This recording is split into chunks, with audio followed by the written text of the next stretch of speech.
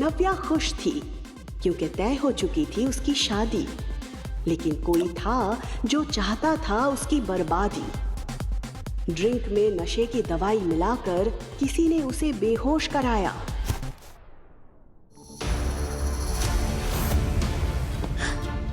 ऋषि,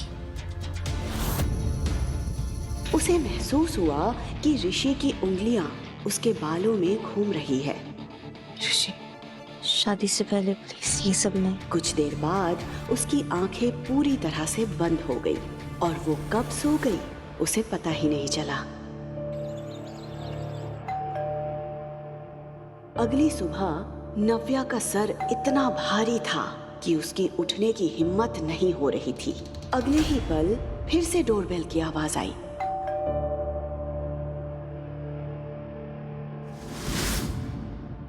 उसे याद आया कि शादी तक वो ऋषि के साथ कुछ नहीं करना चाहती थी।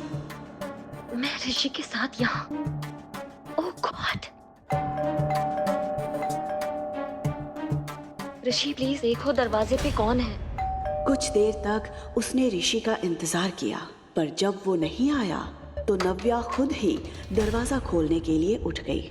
नव्या को समझ नहीं आ रहा था कि अगर ऋषि उसके सामने खड़ा था तो कल रात उसके साथ कमरे में कौन था। ऋषि, तुम बाहर कब गए? तुमने क्या हालत बना रखी है? अगर तुम्हारी बैचलर पार्टी खत्म होगी तो हम लंच करेंगे, बाहर चलें। पर तुम तो अभी तक रेडी भी नहीं हुई। इतना कहकर ऋषि कमरे के अंदर आ गया। ऋषि बिस्तर की हालत और उस पर पड़ी एक जेंट्स टाई देखकर समझ गया था कि कल रात क्या हुआ होगा। ऋषि मेरी बात सुनो। तुम कल रात? ऋषि जैसा तुम सोच रहे हो वैसा कुछ। Don't you dare! सब समझ आ रहा है। ये बिस्तर, ये टाई, ये वाइन का ग्लास, सब समझ आ रहा है। 2 दिन में हमारी शादी है और तुम कल रात हो किसी और के साथ। नहीं ऋषि, ऋषि मेरी बात सुनो। मैंने कुछ गलत नहीं किया ऋषि, शायद कुछ गलतफहमी हुई है। ऋषि! नव्या चिल्लाते हुए नंगे पैर ऋषि के पीछे दौड़ रही थी, लेकिन ऋषि ने उसे एक बार भी पलटकर नहीं देखा। वो सीधे अपनी गाड़ी में बैठकर वहां से निकल गया।